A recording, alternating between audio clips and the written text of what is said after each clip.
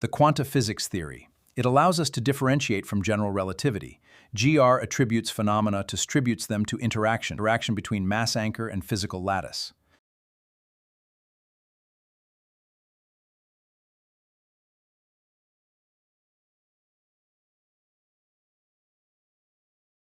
Welcome back to the electronics lab. Today we are soldering a new controller. It just takes a very small amount of heat. This will ensure that our connection is perfect.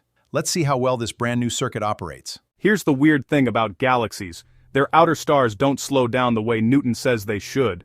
That flat rotation curve is the anomaly. It's what kicked off dark matter. I'm going to test a different idea. The grid coupling force from the quantum physics theory. Quick primer. Mass-energy equivalence gets tossed. The universe's expanse is a constant, flat, non-density space field. Space grows by adding modular grid units. Big anchors get mass from a Higgs scale effect and lock into the grid. Their tiny mass anchor jitters send out V-waves we call gravity. Rotation might owe a lot to a new term, Fg, gr mh x Lx, drdt xo mh, the Higgs scale mass, L, the grid drag coefficient, drdt, the local expansion flux, O, the rotational factor. If that coupling adds torque, maybe no extra invisible matter is needed. How to test on a real galaxy. Start with the anomaly, build a clean model. Step 1. Data, inner disk from H alpha, outer disk from 21 cm at Hi.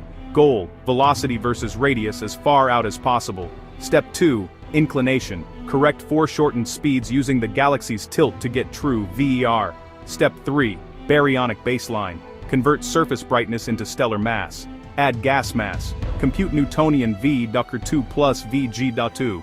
Now the key move, take the difference, the grid inertia delta, map that delta to Fg by tuning L.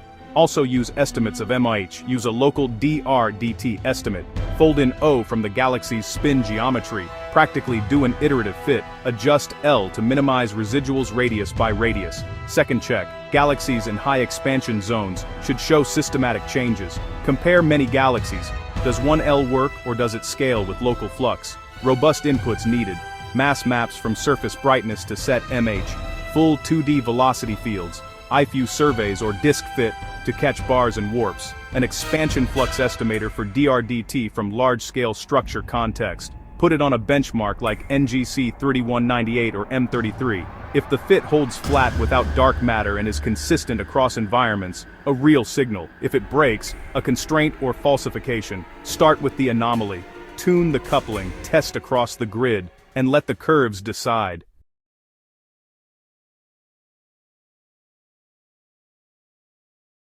No up, no down, just alignment, that's the hook, no up or down space. Imagine the universe as a space field, a flat, modular grid that everything plugs into, not a rubber sheet curving under mass, but a clean geometric lattice where motion makes more sense than warping. Black holes don't just twist space-time into a whirlpool, they spin like anchors snapping to the grid, showing their orientation by how they attach to the field. That spin doesn't drag the cosmos into a curve. It reveals the straightness of the space field. Look across the universe and you see the same vibe. Planets, stars, entire galaxies, disks, rings, jets, geometry everywhere. It's unified imagery because alignment beats direction. So what's doing the sinking? Not the usual Higgs story. Think zero-point field, call it the expanse. A neutral, non-density background that everything taps into. Objects don't swim through it, they click with it. Rotation, axis, momentum, these become the language of attachment. Picture a galaxy. Its disk isn't drooping into curvature, it's finding a flat face on the grid and holding it. Stars negotiate their spots by phase and spin, not by sinking. And a black hole, its frame dragging becomes a tell. The spin lines up, the jets point along grid channels, surrounding matter arranges into clean planes.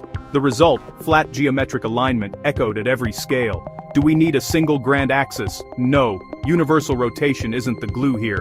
The expanse is. Alignment emerges locally, object by object. Zoom way out and the tapestry holds. No top, no bottom. Just synchronized celestials, phase locked to the 0 point.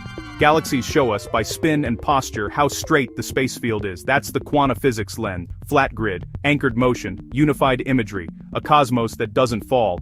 It clicks. So next time you see a ring, a disk, a jet, ask, is it curving space? Or is it revealing the grid it's aligned to? Maybe the universe isn't bending, maybe it's snapping into place.